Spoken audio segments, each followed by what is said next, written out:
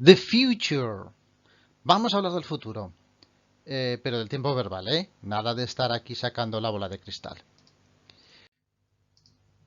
Aquí en este vídeo vamos a ver las formas del futuro, las formas básicas. Y uno de ellos va a ser la forma con el will. Para los usos hablaremos en otro vídeo. ¿Cómo se forma el futuro que hagamos con will? Muy sencillito. Pondremos un sujeto, pondremos este verbo, will, y el verbo que queramos conjugar, el verbo principal, en infinitivo. Bueno, esto pinta bien, ¿verdad? Sencillito. Vemos un par de ejemplos. You will work in Australia. Perfecto. Ponemos el verbo principal, sin ed, sin nada, y delante el will. Ah, pues estupendo. She will be a wonderful doctor. Ahora que bien, me da lo mismo que haya un she. No hay que poner eses, no hay que ponerle un is. Pongo el verbo en infinitivo, be. Y luego el will delante, solucionado. Más sencillo imposible.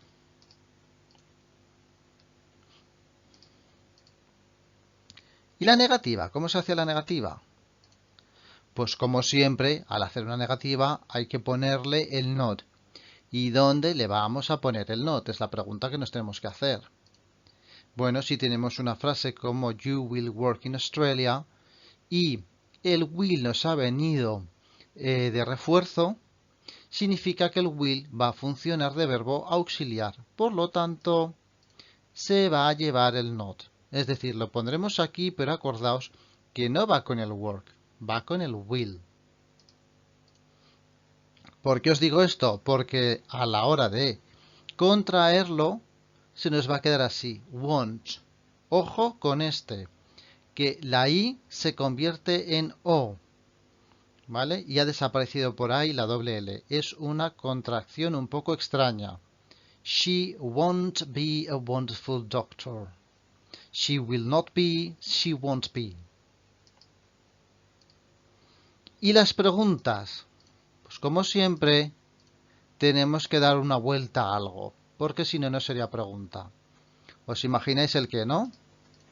Si tenemos el will que antes se ha llevado el not porque está funcionando de verbo auxiliar, será el will el que se ponga delante del todo para hacer la pregunta. Igual que hemos utilizado otros auxiliares como el do you work, aquí el will you work, sencillito también.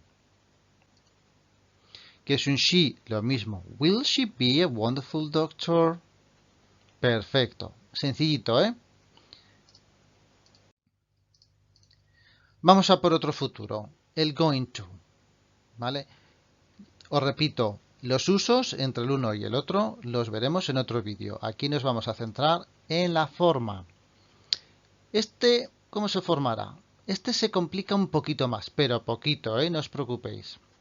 Porque delante de este going to, que, ojo, es invariable, hay que ponerlo siempre, pero no cambia para nada. Delante de eso hay que poner un verbo to be. Y ojo que lo voy a recalcar mucho, hay que poner un verbo to be. ¿Por qué lo recalco? Porque es muy fácil que se nos olvide.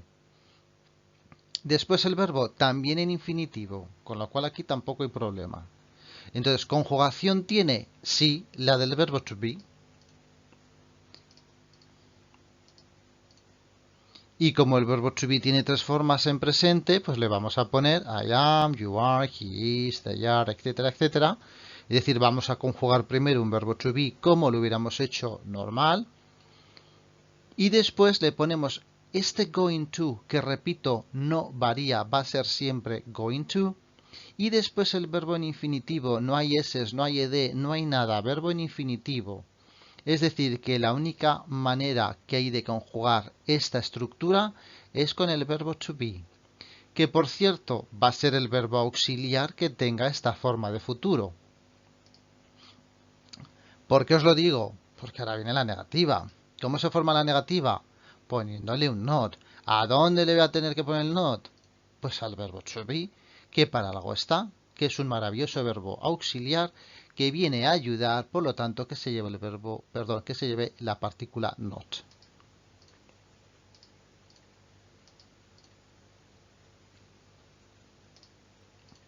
¿Se puede contraer? Desde luego, como habíamos hecho antes, habíamos contraído el verbo to be sin contar con todo lo del going to, pues aquí sería lo mismo. I'm not, he isn't, they aren't.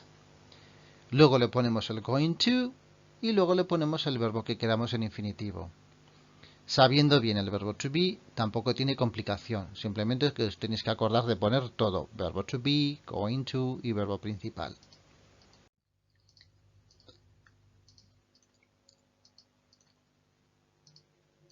¿Y las preguntas? Pues las preguntas, como siempre, tenemos que hacer un cambio de orden. ¿Con qué vamos a hacer el cambio de orden? Porque ahora ya empieza a haber bastantes elementos. Tenemos el be, el going to, el verbo principal. ¿Qué es lo que pasamos delante? Pues como norma, el verbo auxiliar. ¿Y cuál es el verbo auxiliar? El verbo to be. Así que con estas maravillosas frases simplemente va a ser el verbo to be con el que vamos a jugar. Vamos, con el verbo que hemos estado jugando todo el rato a la hora de hacer este tiempo. Así que cogemos el verbo to be, lo pasamos delante y ya tendríamos hecha la frase. Y os recuerdo, va a haber otro vídeo para los usos del futuro. También os tengo que decir que estas son las dos formas principales de futuro. Pero ojo, que hay más.